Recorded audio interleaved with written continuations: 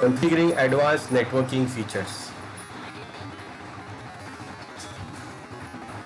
Now first we have NIC teaming here. Now what is NIC teaming? Teaming is actually combining multiple interfaces to get the combined bandwidth. If suppose we are having a server, so server gets a lots of traffic from the client. Now we need a lot of bandwidth also. That means we need a lot of bandwidth, and that is not able to possible to not possible to get it from a single adapter. If you use a single adapter and you try to get the maximum bandwidth, then you can get up to maximum 1 Gbps. But still, server machines needs a lot of bandwidth more than this, because it is getting the traffic from 1,000 or hundreds of clients, so it needs to have a more bandwidth. Now what we can do, we can combine, we can add multiple adapters into server. If suppose I add the two adapters of 1 GB, then it will get the maximum speed of 2 GB. If I add three adapters, then it will get 3 GB.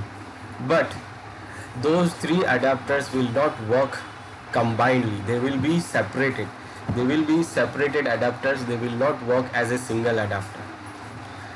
So in that case, we need to configure the teaming. So teaming means do what? It will allow us to combine multiple adapters and create a single adapter from it, and then we can use that adapter as a single, and it will get the single bandwidth for our server. It will also provide the fault tolerance also. It can also provide the fault tolerance. If suppose one adapter or adapter is not working, then what we can get the we can still be connected from the other adapter. So it can provide the load balancing also. It can provide the failover also. So NIC teaming, what it provides the redundancy and aggregates bandwidth. It is also called link aggregation. When we configure it in a Linux system, so it is called link aggregation. In Windows, we call it teaming. In suppose we configure it in Cisco, so we call it ether channel, Cisco switches, and we have to configure the switches also for this. So it provides the redundancy and aggregates the bandwidth. Then it's supported at the host and virtual machine levels also. That means we can configure it directly on the physical host, or also we can configure it on virtual machine level for giving the virtual machine a redundancy of team interfaces. Now consideration for NIC teaming. When we want to configure the teaming or team interfaces, then what we have to consider is to deploy the multiple network adapters on a physical host. We have to have a physical adapters, multiple. Otherwise, if you are doing it in a virtual machine and you are doing it in a virtual machine, then means you have to have a physical adapter. Otherwise, you will get only single adapter, and to do the virtual teaming, you will get a single adapter, then no use. So you have to have multiple physical adapters in a host. Then configure separate teams on different switches for fault tolerance. And also we can do what? We can configure different teams, separate teams from separate switches also. That means we will configure one team combining two interfaces which goes from one switch, then the other two adapters we combine, and then they will go through the other switches, other network, like other switches. Then if suppose one switch's network is down, then still will get the network from the other switch, other side. So it will give us the fault tolerance also. Now how we can configure this NIC teaming? Now for this, we have to have multiple adapters on our physical machine. So we can do what? We can combine them to create the team interface. Now how we'll do this? Let's see how we'll do this. Now this is our server 2, and here we have two network adapters connected in this server. So what we can do? We can configure the teaming here. Now for configuring the teaming, we can configure it from server manager. When we go to server manager, we select our server here, the server which we want to configure, NIC teaming. Now here under this server manager here, we will see this option here called NIC teaming. Now by default it is disabled, Now if we want to configure it, then we have to click on this disable hyperlink. So it will open the option, it will open the another option for configuring this NIC teaming. So I will click on this to enable the NIC teaming. Now when I click on it, it will open the NIC teaming console here. Now here we see that this is our server 2 and this is online physical server. This is the physical server and this is the operating system. Then here it is saying that adapters and interfaces. So how many adapters we have, it is showing here. I will make it full. So how many adapters we have, it is showing here that we have 2 adapters available. Team interfaces, so we don't have any team interfaces created. We have only 2 network adapters available. And here in this side we will see the teaming, we will see the team interface. But right now it is not showing any team interface because we have not created one. Now for creating the team interface, we can do what? We can create from here. We can select the network adapter which is available and go on to select here add to team. That means we want to add this network adapter into team, and that means what? We will create the team here.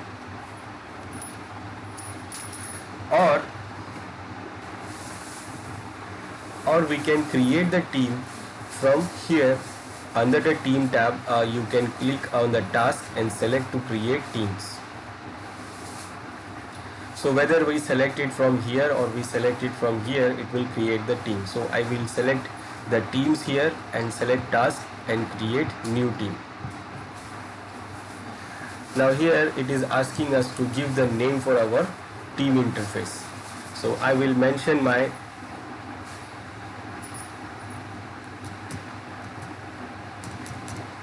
interface name as a team 1.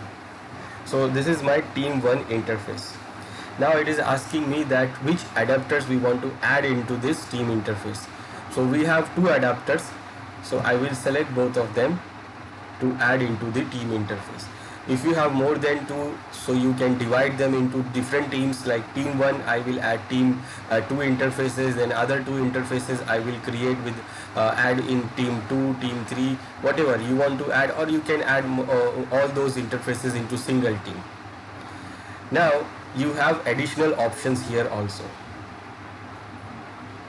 Now these additional options are for selecting the team mode. What team mode you want to select? It is saying switch independent. So we have these 3 modes. First, static teaming, switch independent, or LACP. It is called link aggregation control protocol. So if you want this, then you can select this, and you want switch independent, then you will select the switch independent. Or you want to have a static teaming, that means it is just a teaming which is not negotiating anything.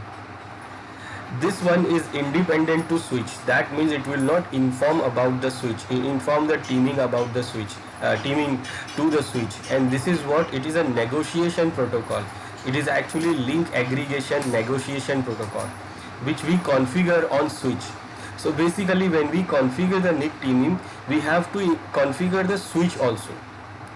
Let me explain this first. Okay, now suppose this is our server which has 2 interfaces, and this is the switch. Now for connecting the server to the network, we need to connect it through the switch. So what these adapters will go on to connect the different ports of the switch. Suppose this one is connected to this port, this one is connected to this port. Now when you connect this, then what from the server side, what we are doing here, we are creating the teaming. That means we are configuring these 2 adapters to work as a single adapter. But from the switch side, it is still the separate adapters. So for switch, it does not know that we are configuring something team here, and the switch says like, switch feels like these 2 adapters are different. Now what happened here? If you select switch independent, then what it will do? Switch will not get any information about the teaming. It will treat these 2 interfaces same as the different interfaces.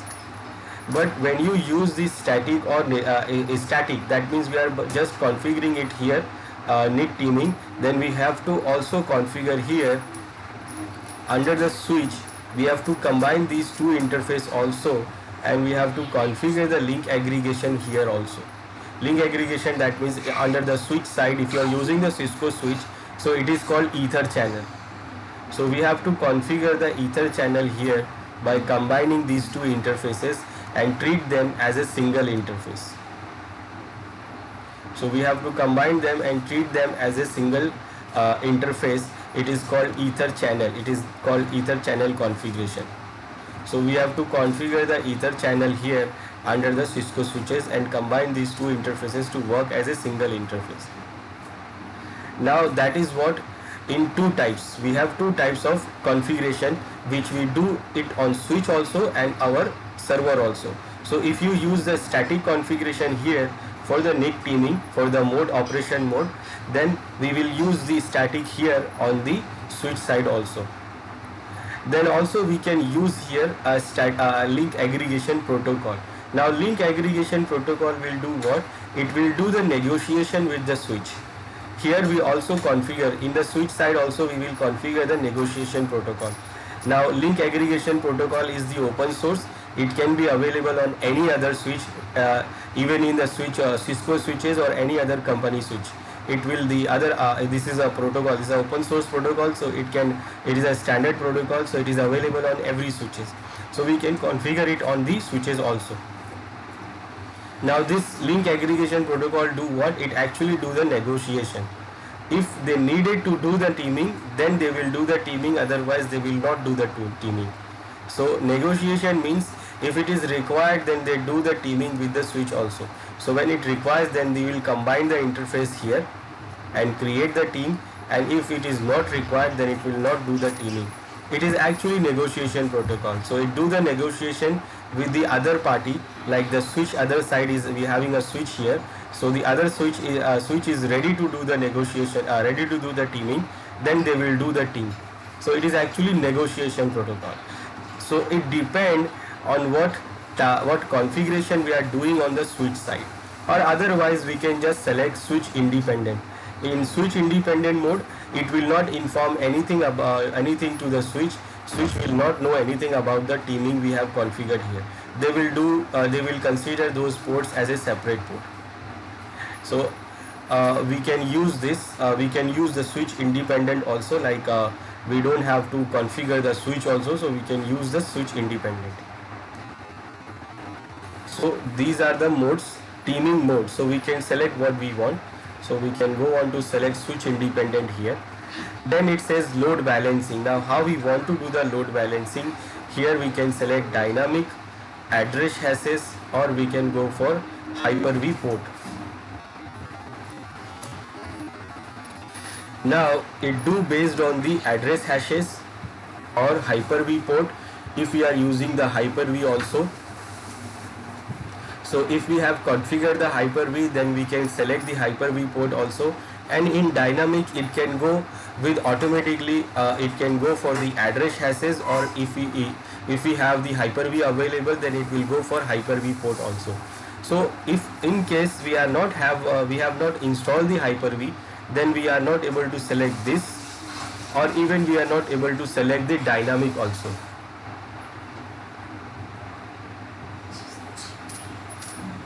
Because if I select this,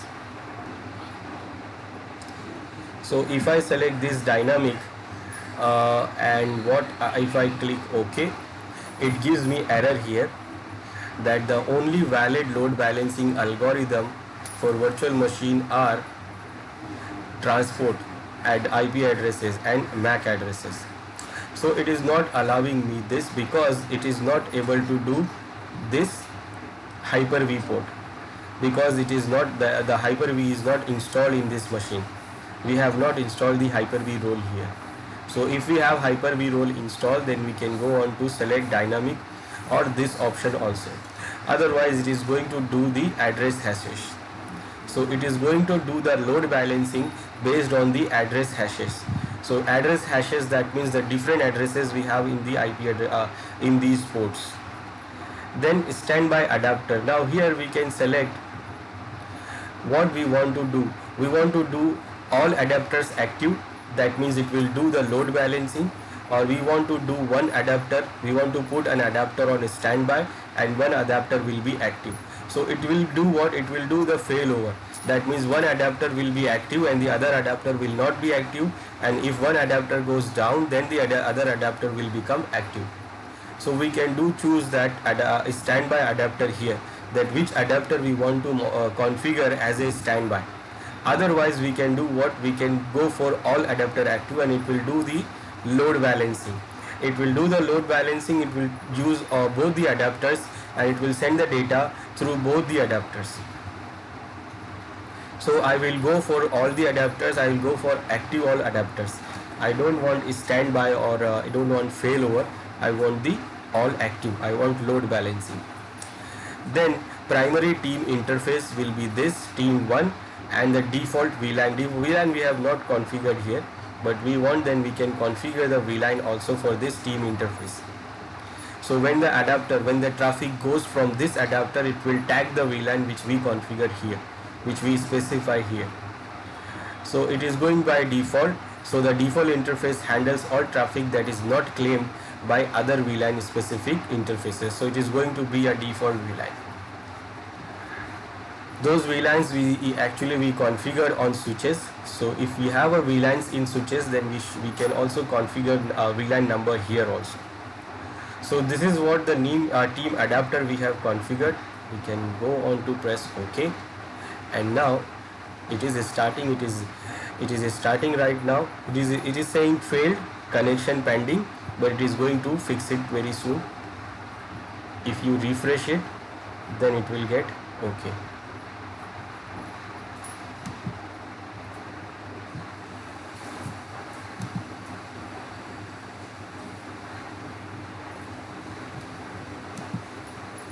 So I will refresh the server from here.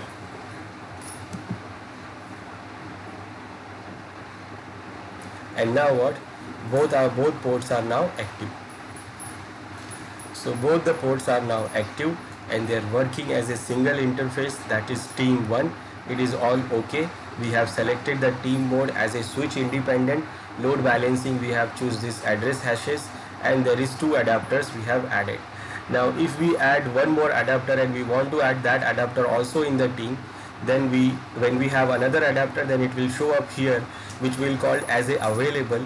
So we can select that adapter and go and select from here add to team, and it will do what? It will add the adapter into team. And if you want to remove any adapter from team, then you can select the adapter and we can remove from here, remove from the team, or we can just disable the adapter. And also we can see the properties of the adapter, that this is the name of the interface, description, permanent address, that is the MAC address, a member of the team, and this is what? Configured role and current status. Here in the team interface, we see now this team interface we have configured, which is connected. We can also see it here, and we can do what? We can check the properties of this interface, and if we want, then we can change the additional setting also. Here it shows the server which we have configured.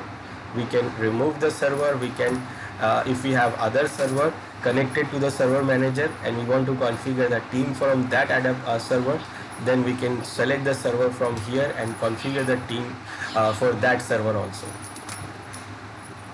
We can add other servers, refresh, and we can remove the servers from here. So this is what we configure the team interface. Team interface for our server 2, and here I will refresh the view.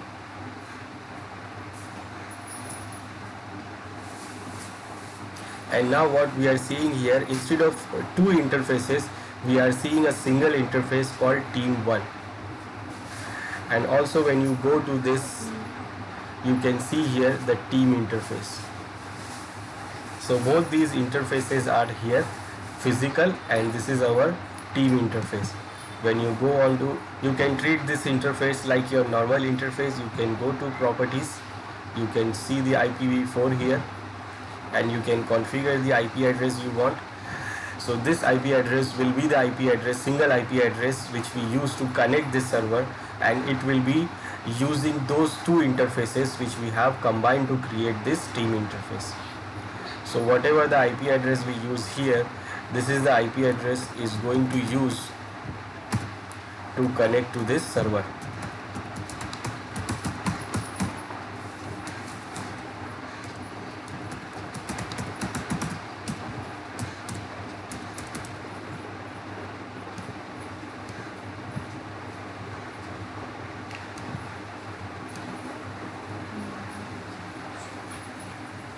And it will do the load balancing, for these server, and we have two adapters for doing the load balancing.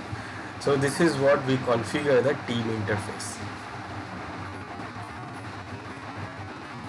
Next advanced networking thing we have in Server 2016 is about SMB. SMB is the server message block. This is for share folders, implementing the SMB 3.1.1 share folders. SMB is a server message block protocol which we use in Windows to share the folders. Now in Server 2016 we have SMB version 3.1.1. This SMB 3.1.1 is available only in Windows Server 2016. SMB 3.0 is available in Windows Server 2012, and both have similar functionality which we can use. Like for Hyper-V 10.0, it can store the following on SMB 3.1.1 file shares. So when you create the folder share with using this SMB 3.1.1 version, so you can use the you can create the application folder also. You can create the share folder dedicated for application, different database application, and also for Hyper-V application.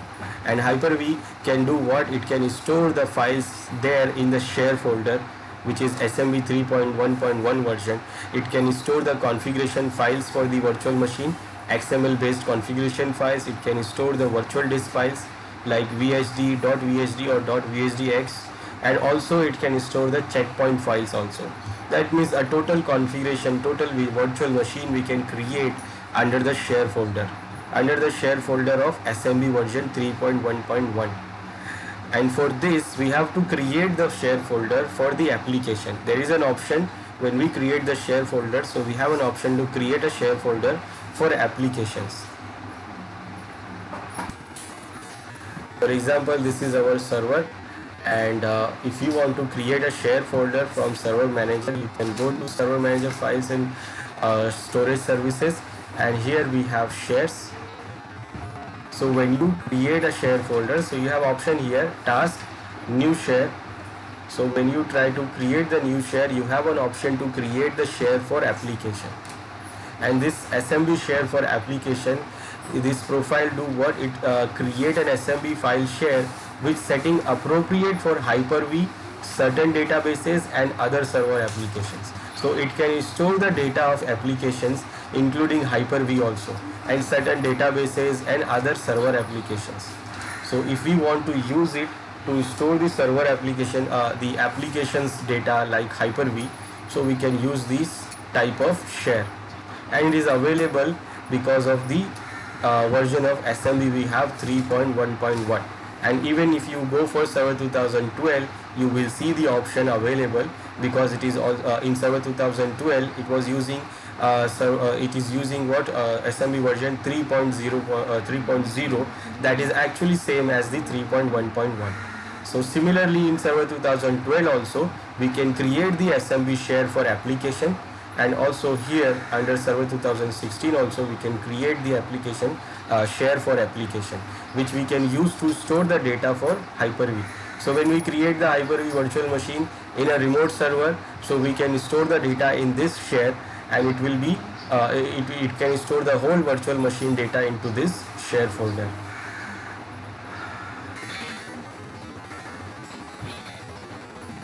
Then using the advanced SMB 3.1.1 functionality. So in SMB 3.0 features that are introduced in Server 2012. So these are the features was introduced in Server 2012. That is SMB transparent failover.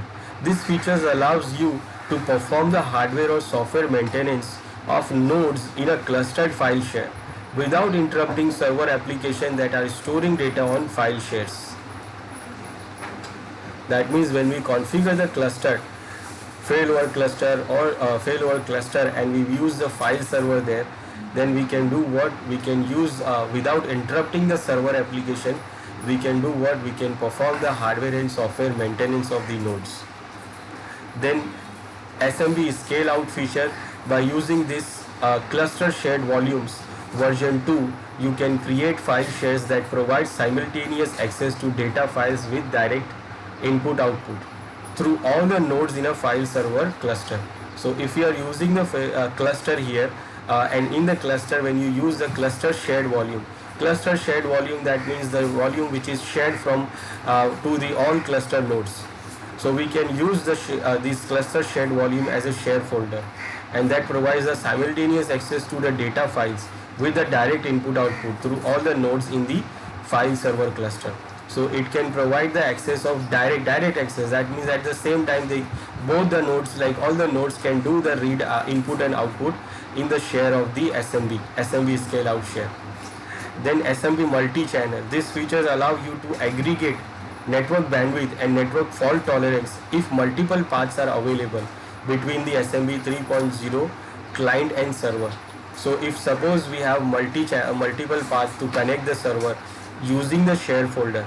So if client has two network adapters, if the server is also having two network adapters and they are connecting from both these adapters, so it can use both the path to manage the to aggregate the bandwidth and network fault tolerance. Then SMB direct feature. This feature support network adapter that have the remote direct memory access RDMA capability and can perform at full speed with very low data latency and by using very little CPU processing time. So it can also give this feature if the network adapter support the remote direct memory access. And this capability do what? It provides the good performance, a full speed, very low data latency, very little CPU processing time. So it can use this feature with using the SMB direct feature available in Server 2012, which is SMB 3.0.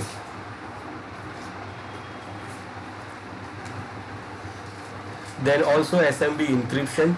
This feature provides the end-to-end encryption of SMB data on untrusted network and helps to protect data from eavesdropping. So in SMB 3.0 also we can do the encryption. Then VSS, that is volume shadow copy service for SMB file share. To take advantage of volume shadow copy service for SMB files shared, both the SMB client and the SMB server must support the SMB 3.0 at a minimum. Now this is to provide the backup. To provide the backup services, this volume shadows copy service is actually used for backup. So it provides the advantage of providing creating the volume shadow copy of shares. So if you want to use this, then both the client and server must support the 3.0 version. Then SMB directory leasing. This features improve the branch office application response time, and it reduces the number of round trips from client to server as metadata is retrieved from a longer living directory cache. So it do what? It provide the cache so that it will not go and come from server every time to client and server. Then by a Windows PowerShell command for managing the SMB. Then for managing the SMB shares, we also have available the Windows PowerShell commands. These are the features of 3.0 SMB, which is available in Server 2012. Now SMB 3.1.1 features that are introduced in Windows Server 2016. With all the previous features, we have the additional features here with Server 2016, which uses the SMB 3.1.1 features, one version. Pre-authentication integrity. It uses the pre-authentication integrity before when you do the authentication, when you connect this. So it will check the integrity also, that the user who is connecting is right user or not. So it will check the data integrity also. Then it is having an improvement in encryption. SMB encryption, then cluster direct fencing. That means when you do the direct, when we are having a cluster, and in the cluster we have a shared directories, share SMB shares, we can do the rolling update. In a rolling upgrade or rolling update, it is provide the feature, it does not affect the nodes. Then the removal of the required secure negotiation setting. Now this setting is actually for Windows. If suppose we are using a third party's SMB protocol in third party servers, which is not Windows, so sometimes they don't support the negotiation like pre-authentication. They don't support the pre-authentication integrity feature.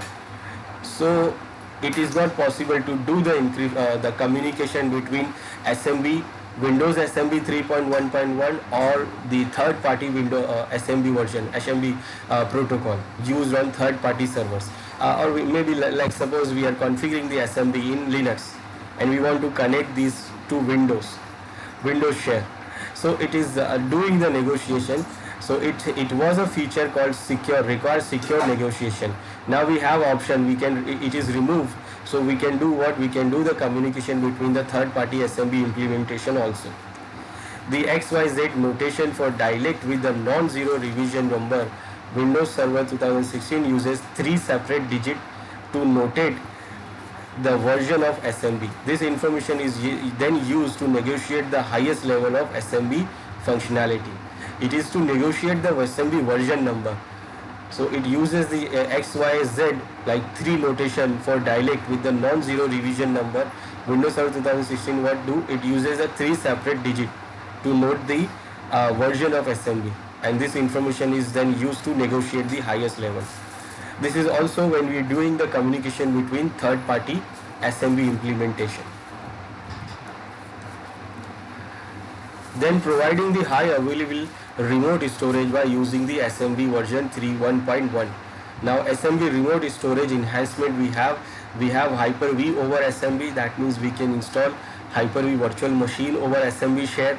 We can use SMB hardening improvement for sysvol and net logon connections. This sysvol or net logon is a directory created when you install the Active Directory services.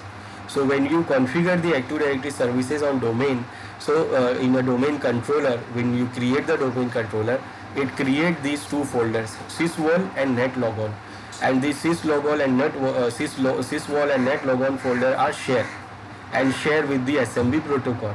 So it provides the hardening improvements. It provides the hardening improvements for this sysvol and net logon connections.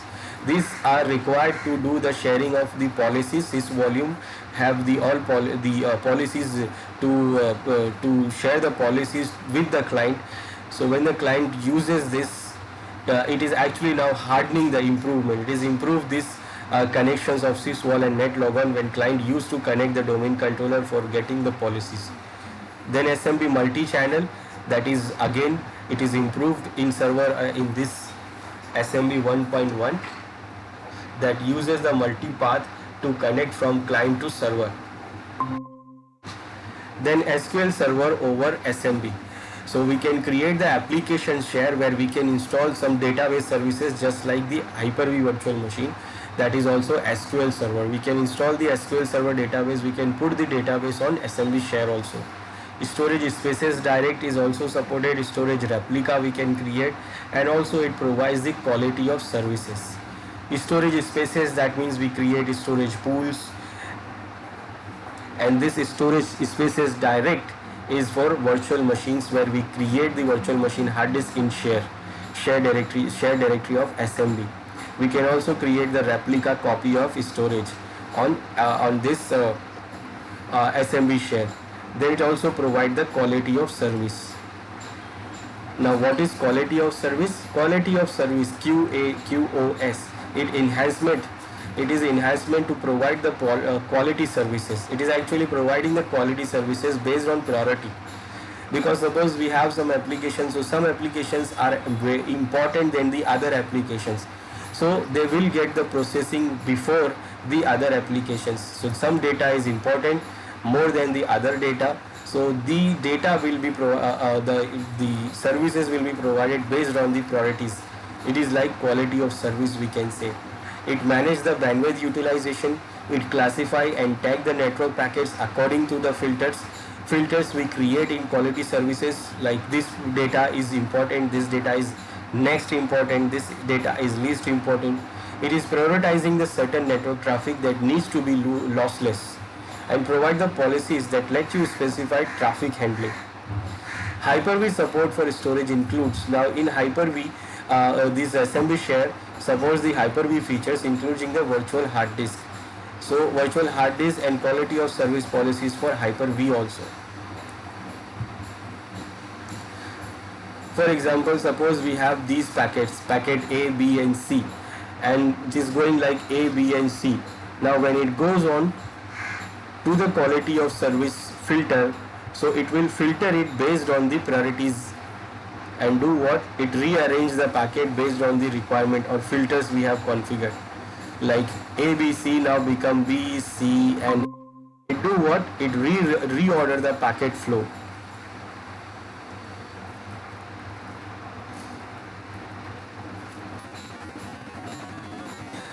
Then we have receive side scaling, RSS.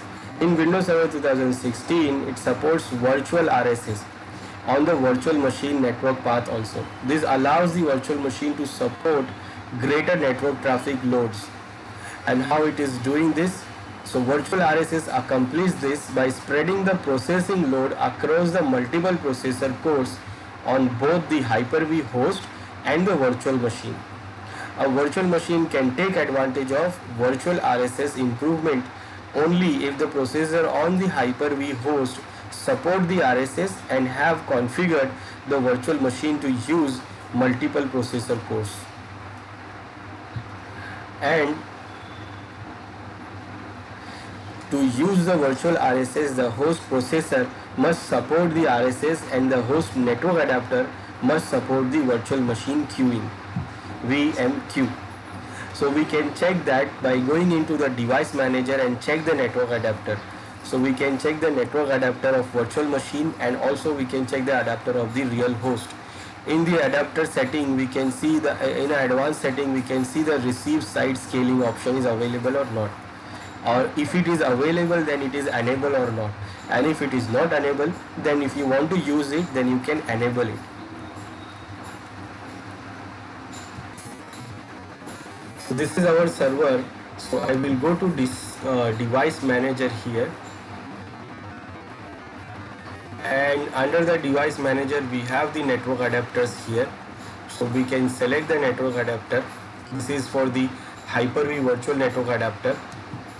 You can go to the properties, advanced, and here you have to see the it is there, receive side scaling is there, and it is enabled. This is our virtual adapter for Hyper-V, and this is our physical adapter. I'll go to the properties of physical adapter, advanced, and here we have to look for the receive side scaling, and it is there, and it is also here and is also enabled. So it is enabled in our physical host, and also it is available in our virtual adapter.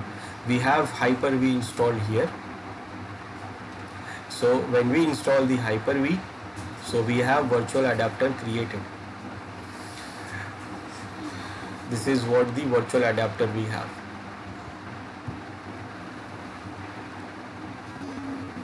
So we can verify the setting from here, and if it is there, then we can enable and disable also. Then we have receive segment coalescing.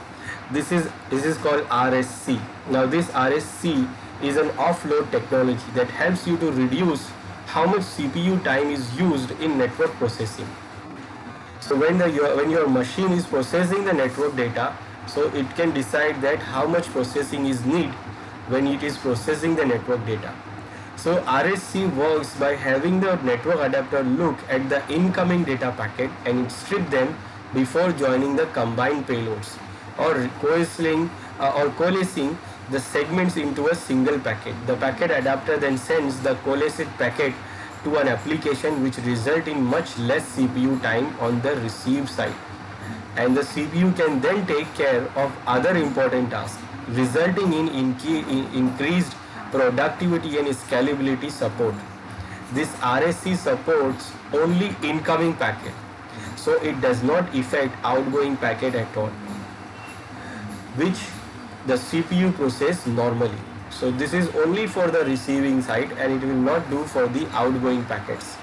And what it do here, it actually combine the payload which is for single application. So if the data is coming for some single application in the different sites, so it do what, it combine them to create a single packet. So the processor will not do have to process these packets, and that will be done on the adapter level. So it is the adapter who done this. It is the adapter who done this if it is sees that these 4 packets are for the single application. So like suppose we have packet A, B and C. These are packet related to a specific application. So this RSC process, what it will do, it will combine them to create a single packet, and a combined or coalesced packet is sent to the application. So our processor don't have to do this.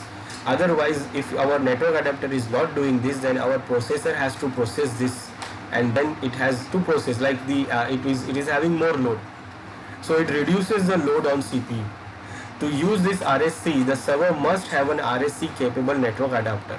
And if you want to use the RSC in a virtualized environment, the network adapter must also support SRIOV. That is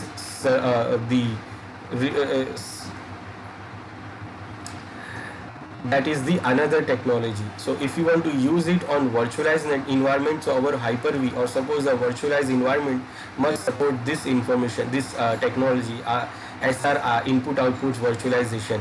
So if it is supported, then we can use this feature in virtual machine also.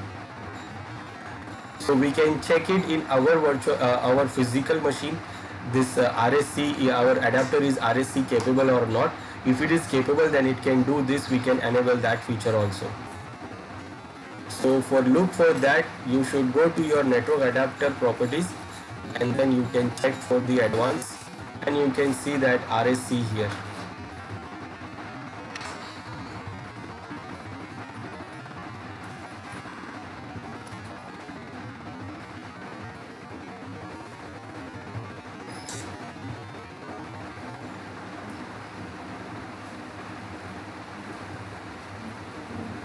And I think it is not there. So if your adapter is not supporting that, then you're not able to do that. Now configuring these advanced Hyper-V networking features in Hyper-V. First, virtual switch expanded functionality. The virtual switch improvement in Windows Server 2016, it includes the extended port ACLs. That means we can configure the ACLs access control list like we configure it on real switches. Then we have dynamic load balancing option available for the virtual switches. Then we have coexistence with the third-party forwarding extensions also. Like our virtual machine Hyper-V virtual switch adapter is also capable of doing the coexistence with the third-party forwarding extensions. Then RSS support, that receive side scaling support on the virtual machine network path. Then network tracing enhancement is enhanced, where we can trace the network by using netsh command. Then router guarding option is there, which guard the router, saves the router. Then it can guard the DHCP also. We have option to DHCP guard also. Then trunk mode for virtual machines, like we have option to enable the trunk mode. Then port mirroring option is also there, where we can mirror the ports VLAN isolation through the private VLAN. We can configure the VLAN on the private switch also. Then extended bandwidth management also there. So these are the new features we have for the virtual switch. Now first, in Hyper-V, what virtual switch we have? So when you install the Hyper-V role in your machine, in your Windows Server 2016, so we need to create the virtual switch also. That virtual switch will do what? It will connect those virtual machine like they are connected to real switch. So if we have multiple virtual machine created, So combining to providing a networking feature to those connectivity to those multiple virtual machines, like virtual machine 1 wants to connect to virtual machine 2 and 3 and 4. So we want them to connect through the switch. So that virtual switch also we have to create, and that we can configure here from virtual switch manager. Now when you go to configure the virtual switch, you have three options: external, internal and private. So external, when you create the external switch, it will do what? It will connect your physical adapter, and then it will provide the connectivity to virtual machine and then virtual machine to the physical host also. The physical host with from the physical network, like the virtual machine of this Hyper-V server can connect the other Hyper-V server also. Next is internal. Now internal will do what? When you create the internal switch, it will not connect to a physical adapter. It will create completely virtual switch, and it do what? It will only provide the connectivity between virtual machine to virtual machine. And also the virtual machine can connect the host machine, but they cannot connect any external machine, external real machines or physical server or physical network. Then we have the third option, private, which do what? It only provide the connectivity between virtual machine to virtual machine, and also they will not be able to connect the host of this virtual machine. So we have these three options. So suppose if I select the external and I create, so here it says give me the name for the adapter. Let's say I will give the external name external, and we can add some notes here.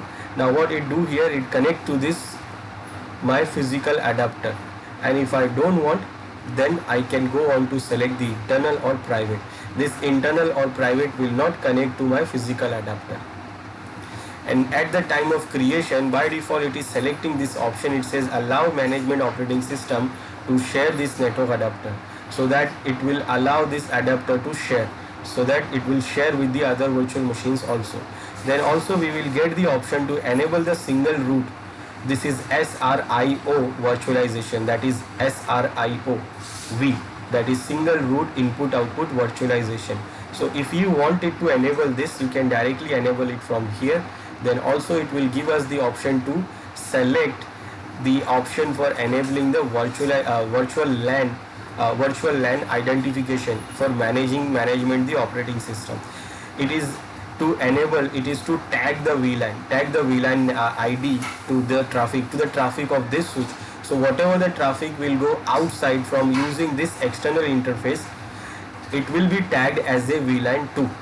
That is what we can do. Like it will tag as VLAN 2, and when it reaches the physical switch, so physical switch knows that the data is coming from VLAN 2 and it is only for VLAN 2.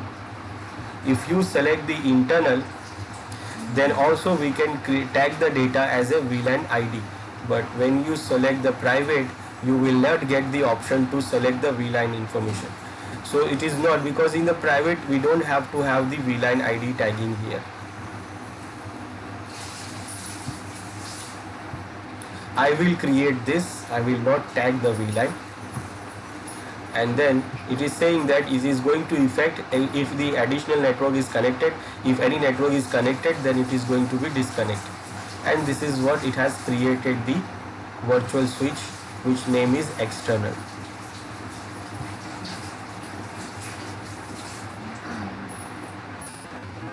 And this is the advanced features we have for that virtual switch.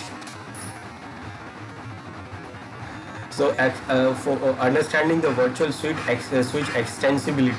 Now extensibility means what? The virtual switch extensions allow third-party vendors to create virtual switches.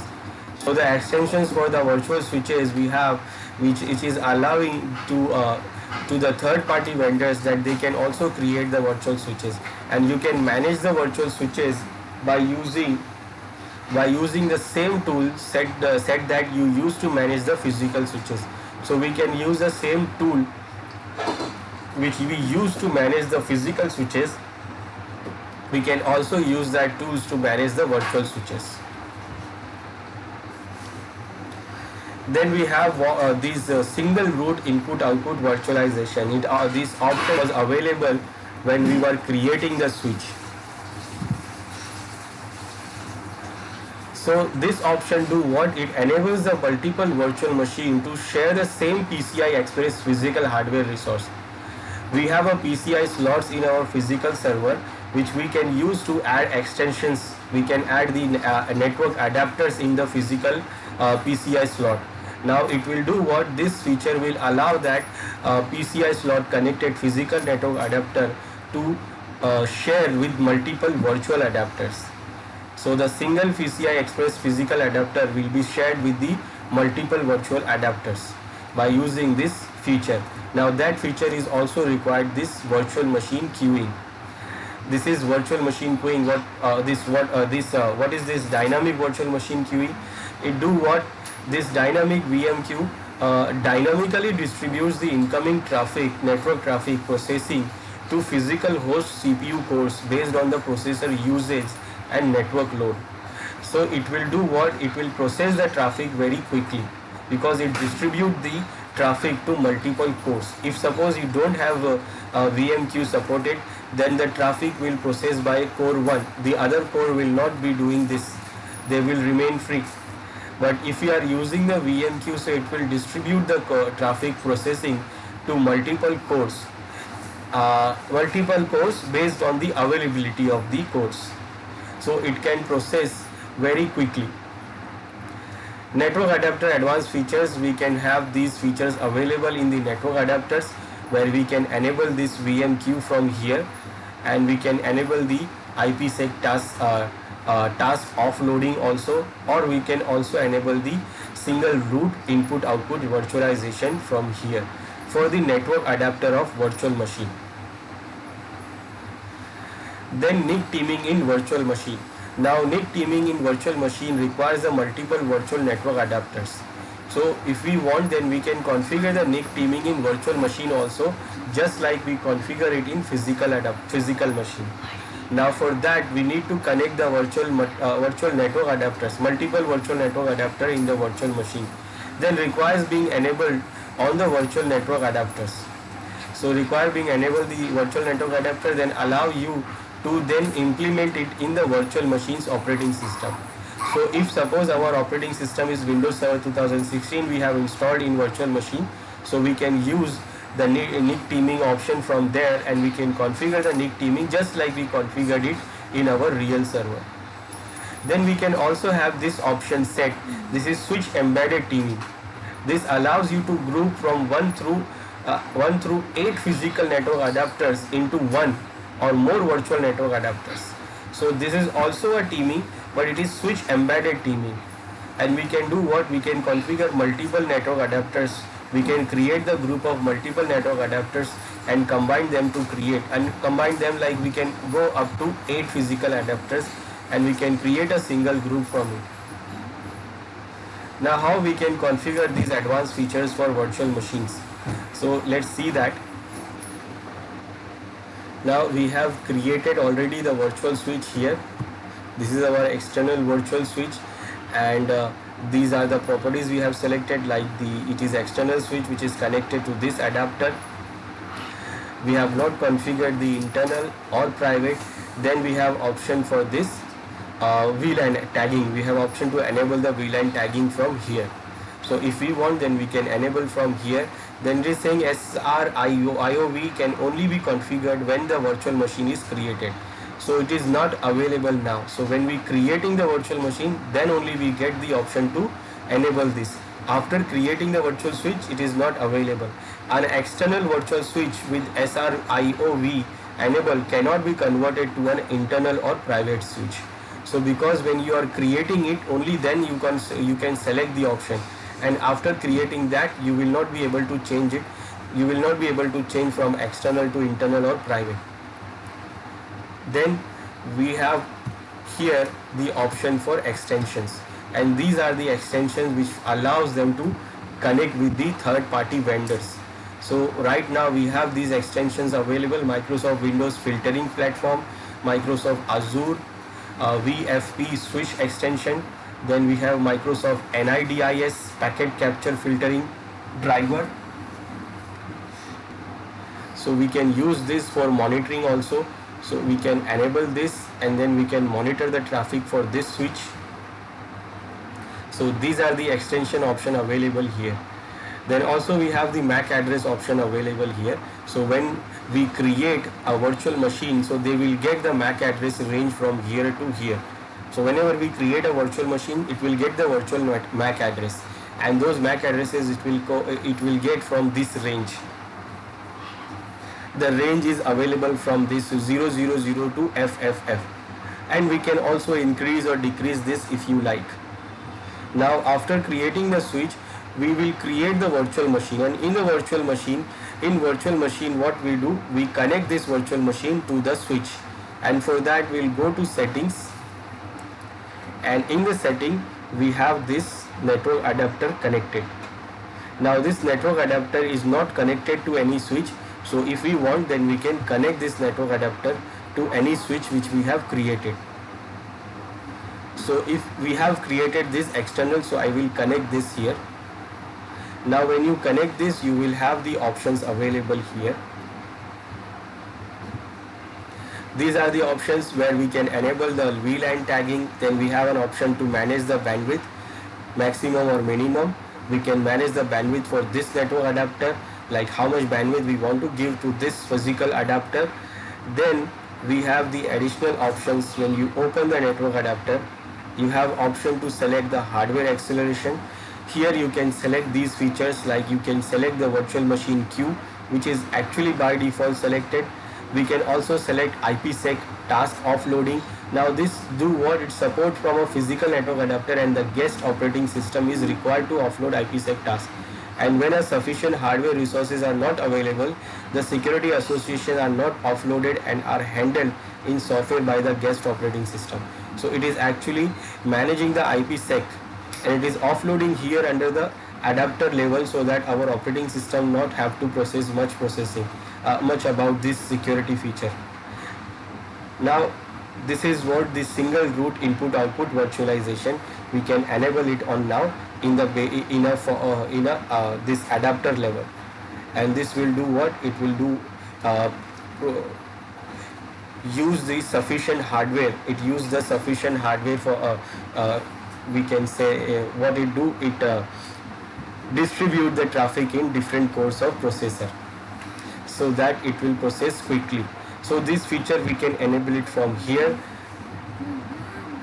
and it says when sufficient hardware resources are not available, network connectivity is provided through the virtual switch.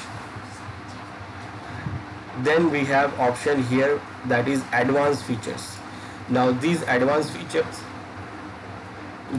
features allow you to set first the static MAC address or dynamic MAC address. Now when you set the dynamic MAC address, so it will get the MAC address from that range which we have available in this virtual switch manager. So it will get the MAC address range from that dynamic range. Otherwise we can configure the static MAC addresses here. Then we have option to enable the MAC address spoofing also. This MAC address spoofing is it do what? It spoofs the MAC address if we have multiple. If suppose we create another virtual machine inside this virtual machine, if we configure the nested virtualization, then what? This virtual machine is having a separate MAC address, and the other virtual machine inside this virtual machine we created, that virtual machine needs also a virtual MAC address, the virtual MAC address. So in that case, in a single virtual machine, we have 2 or 3 MAC addresses. In that case, we need to enable the MAC address spoofing. This MAC address spoofing allow virtual machines to change the source MAC addresses in outgoing packet to one that is not assigned to them. So it will do what? It will change the MAC addresses and spoof the MAC addresses. So when the virtual machine inside this virtual machine sends any data, so that machine's data, that machine's MAC address will be on that data. And when it goes through this network adapter, so this network adapter will do what? It will change the MAC address of that virtual machine, and it will add the MAC address of its own from here. So it will spoof the MAC address. Then we have option to enable the DHCP guard. This is the new feature we have. It do what? it guards the DHCP drops. DHCP guard drops the DHCP server messages from unauthorized virtual machine, pretending to be the DHCP server. So it will secure the DHCP snooping attack. So attackers do what? Attackers try to send the request. Attacker try to send the responses from the unauthorized DHCP server and try to give the fake IP addresses to these machines. So if we enable this, then it will secure it. It will secure and it will only allow the MAC address. It will not allow the MAC DHCP responses from any other unauthorized machines. Then we have option to secure the router guard. This router guard drops the router advertisement and redirection messages from unauthorized virtual machine pretending to be the router. So we can use this also. Then protect the network. We can move this virtual machine to another cluster node if a network disconnection is detected. So we can do what this to protect the network. It do what? It move this virtual machine to another cluster. If the machine is in the cluster, if you have configured the failover cluster, and in the cluster we have configured this virtual machine, so this feature will do what? It will protect the machine, and it will do what? When the network is not available, then it will move this machine to another network, another cluster. Then we have this port mirroring feature, which is the advanced feature. This port mirroring allows the network traffic of the virtual machine to be monitored by copying the incoming and outgoing packets and forwarding the copies to another virtual machine configured for monitoring. Mirror mode is source, so it is copying the source, and you want to copy the destination, then we can select the destination also.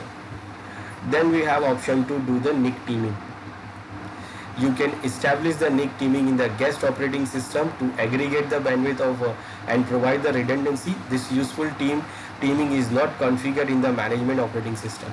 So we can configure it under the operating system when we have multiple adapter connected in this virtual machine, or we can enable this network adapter to be part of the team in the guest operating system from here.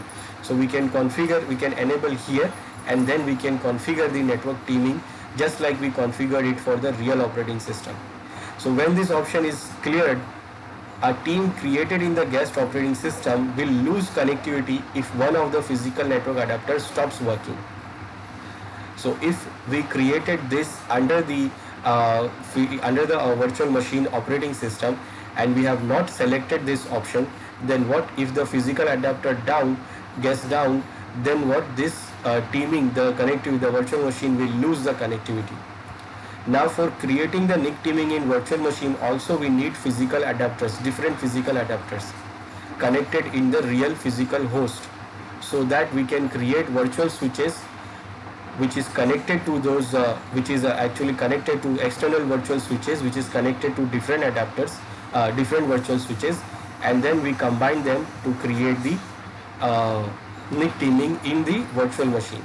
And if you want to add multiple adapters, so we can add it from here, add hardwares, we can select the adapter and we can add. Now when we add, it asks you to select the virtual switch. Now if you connect this network adapter, if I add two network adapters and connect them to a single virtual switch, that means what? If I configure the network teaming here under the virtual machine, then what happened? Both are connected to a same switch, and that same switch is also connected to the same physical adapter. If you see this external switch is connected to the same physical adapter. So if this physical adapter goes down, then how much teaming we are doing will not get anything. So for configuring the NIC teaming in virtual machine, we have to have multiple physical adapter, and then for each physical adapter we create separate external network switch, and then we use those switches to connect them with the different adapters of virtual machine. So one adapter of the virtual machine will be connected to one external switch, and the other adapter of the external switch will be connected to another external switch. And then when we combine these two adapters in our virtual machine and create the teaming, so we will get the fault tolerance. So this is what the advanced features we have in virtual machine, where we can configure it from these virtual switches. This is our configuring the advanced networking features, which we have the teaming, and also we can configure the teaming for virtual machines, and there are some multiple advanced networking features are available for virtual machines, Hyper-V machines.